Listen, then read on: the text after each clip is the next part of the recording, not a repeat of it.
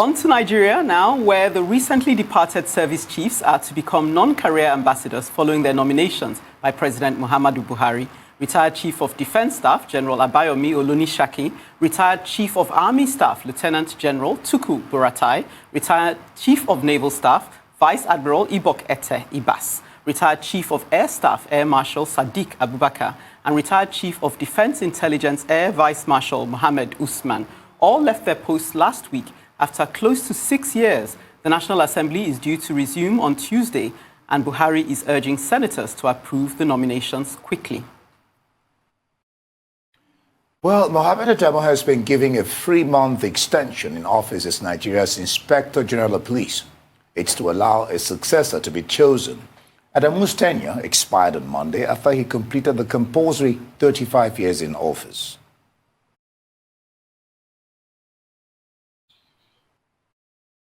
And the Northern Governors Forum has called for calm following reports that herdsmen are being attacked in some parts of the country, leading to loss of lives and property. In a statement, Chairman of the Forum and Governor of Plateau State, Simon Lalong, recalled that the Nigeria Governors Forum, led by its chairman and Ekiti State Governor, Dr. Kayode Fayemi, had met with stakeholders in Akure, the Ondo State capital, to calm the tension and to work for an amicable resolution on the issues. Quoting Governor Lalong, the statement goes, "While such intervention was celebrated as a success to be sustained through further engagement between herdsmen and representatives of affected communities, emerging reports of attacks on herders and the gradual introduction of ethnic sentiments in the conflict is disturbing and should immediately be nipped in the bud before it gets out of hand." End of quote. Well, joining us for more on the state of the nation is Pascal Odibo from our Abuja studio. He's a strategy and business consultant, and Prince Adelaja Adeoye here in Lagos, a former National Publicity Secretary of Action Democratic Party. Gentlemen, glad to have you join us on Newsday. Thank you. All right, fine. Let's start with the issue raised by the Governors Forum, Northern Governors Forum, the story that herders are being attacked, allegedly so, in some parts of the nation. What's the danger of stigmatization of a particular ethnic group, be it in Hausa, be it in Igbo, be it of the Yoruba tribe, but in this case particularly things that have to do with the Fulanese? Thank you very Pascal. much. Let me start with you. Is that Pascal? Yeah, this is Pascal. Good. Yes. Let me start with you. Yeah. Thank you. And thank you for inviting me for such a challenging and topical issue. I believe very strongly that our nation is in dire straits. And to use the words of the president, that this is an emergency, there is an emergency. And I believe that in times of emergency, a whole lot of impetus and inputs will be required to be able to resolve matters of this nature. Now, I am getting very concerned, and a lot of people are getting very concerned that are beginning to become a lot of damage to the very fabric of our nation. And when this kind of calls are going on, as we speak, there is trepidations and fears across the nation, and it becoming very obvious that there is absolute need for urgent attention. And, every government will have a legacy. Every government will have a legacy. I want to believe that this government is aware of that, and they need to make sure that the kind of legacy they leave will be a legacy of posterity, and rather than a legacy of division. Okay. Thank you for that as an introductory statement. I'm told Prince Adelaja Adeoye is with us now. Adelaja, you must have heard what Pascal just said. He says there's need for urgent attention. And some would ask, what else has the government been doing till date? So what is your assessment of the government's handling of the herdsmen crisis so far. Do you believe they've dropped the ball? Since this crisis started, the way government has handled it has been so bad, to be honest, because it's appalling for government of Ondo State to issue a quit order for illegal occupier of their forest, and for the federal government presidency, to be precise, to come out to say something contrary. Okay, so these are things that give a lot of people concern, that why would government, the federal government that should be at the forefront. Okay, thank you. Thank you for that. Sorry, I probably need to throw that question to Pascal whilst we get you back. So Pascal, could you take off from where Adelaja took off, his assessment of government performance in handling the herdsman crisis? I think we have a challenge. Government is getting to a place where they are feeling cornered. Government is beginning to feel cornered. And what you do when you feel cornered is that you begin to suffer from either of two things: inferiority complex or superiority complex. Either of those two extremes are dangerous. It's a dangerous place to be, because you always want to assert yourself. You want to prove that you are not only in control, but you are in power. And you begin to do things as it were are inimical to what you were set up for. I believe very strongly that some of the announcements of government in this past few days is beginning to give concern and give some people concern to wonder what quality of conversations, what kind of leadership interrogation goes on at the highest level. It is important to know. I give you an instance. The IGP is supposed to retire, or retired by 1st of February. Government should be in a hurry to bring in a new person with fresh vigor, fresh strength, fresh view, and fresh strategy to deal with these issues. Last time I was in this station, I mentioned to you what is called strategy exhaustion. Strategy exhaustion occurs when you have lost steam, or the problem has mutated. The solution to strategy exhaustion is fresh input. I am amazed, totally flabbergasted. I'm concerned that government couldn't prepare for the retirement of the retired IGP. That they are now saying they need 3 months to prepare to nominate another person. Excuse me, Christmas is 25th of December every year. It doesn't move, it doesn't shift. So you plan towards it.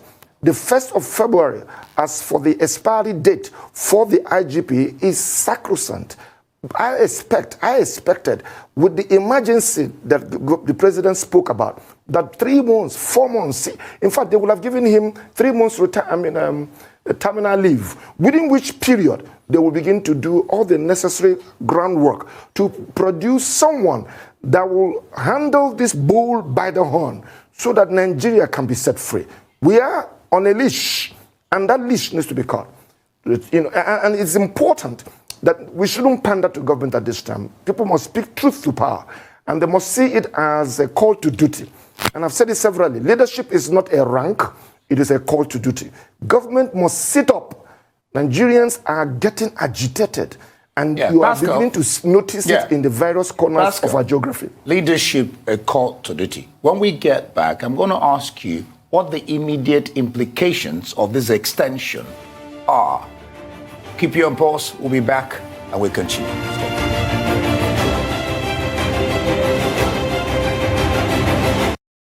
Yeah, glad to have you back. You're still watching News Day. We still have Pascal Odibo and Prince Adelaja Adeoye on the issues. Pascal, glad to know you're there. We were discussing something about the extension of the tenure of the IGP. So I'm asking, what are the immediate implications of this extension?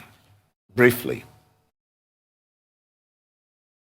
Okay, let me put it this way. I'm not going to go into the legalities of it, but you know what I know? I know that it is not all things that are lawful that are expedient. Good. And that means clearly that even though things may be within the purview of the president or the presidency to do what is within the books, but you must also rise above You know, in leadership, we say ethics is above the law. And, and what that means is that the law has to be considered when there are challenges. What we are going through now requires requires the presidency to create a holistic, strategic nation-building plan. He has done something with the service chiefs. Now is an opportunity for him to do with the police. And I believe it should also happen in the other sectors of our national life. The immediate consequence of this kind of recyclement is that it's going to challenge morale. You cannot tell me that we have run out of good and quality men, that you will not only just this IGP, that you will now want to appoint the 5 retired service chiefs and make them non-career diplomats. Okay, and I'll signal you are sending. Oh, sorry. Sorry to cut in on that. But I just want to go quickly to Adelaja. Adelaja, he says not all things that are lawful are expedient. Is it even lawful? People are contesting it on the basis of 7.6 and 18.8 of the Police Act. Can you speak on that as to the lawfulness of delaying this appointment, as well as if you can throw in the ambassadorial, do you say non-career ambassadorial status of the former service chiefs? Please, briefly, if you can. Well, if you read what a well-respected lawyer, Ebun Adegorua, SAN, said about the retaining of IGP, it is clearly unlawful. It is disrespect to the Constitution of the Federal Republic of Nigeria, and also disrespect to the people of Nigeria. Because just like the young man said, that we already know the day this man is going to exit from his position. So there should have been a lineup of people who are competent, who can handle a security situation in the country better. The presidency should have been able to pen down names of people, that can do this. But, sometimes the problem we have is that the presidency, they always look for loyalty than service to the nation. They're always looking for people that can be loyal to them, okay? Not loyalty to solving the problem we have in the country. So it could just be, the extension could just be a buying time to be able to get the person that they feel will be loyal to them, to serve them, not to serve the people of the country. What we want as a people of Nigeria is for the president to appoint somebody, irrespective of his region, religion, or ethnicity, to someone that can combat many security challenges we are facing in this country. We are having kidnapping, we are having banditry, we are having cattle rustling, we have armed robbery, we have all sorts of things happening in the country. So right now, we want someone who can be appointed, who is capable and that can do the job that Nigerian people want. So that's what we want, and that's what we're expecting from the Mr. President. Not this delay extending the tenure of someone that has expired, that has retired, that has passed the retirement age. So because there's no justification at all for. So guys, what do you think about this? What is your own take about what is going on in this country, Nigeria? It is only God that can help us. It's just so uncalled for that we have a leader that does not even show concern at all. We have a leader that does not even hear the cry of his people at all. Upon all the things that is going on in the country, nothing to show for it. Can you imagine this? IGP that is supposed to retire. Obviously, the government are supposed to have a strong preparation, a thorough preparation to appoint another IGP. And now they are now saying that they should give them 3 months for them to get prepared. It is just so shameful that we have a leader that they don't care. We have a nonchalant leaders. Can you imagine this? This is not a good thing at all. And that is the reason why even Obasanjo was saying that this was not President Muhammadu Buhari that he knew before. That the rate at which this country is moving is nothing to write home about. They were saying that they should give them 3 months notice.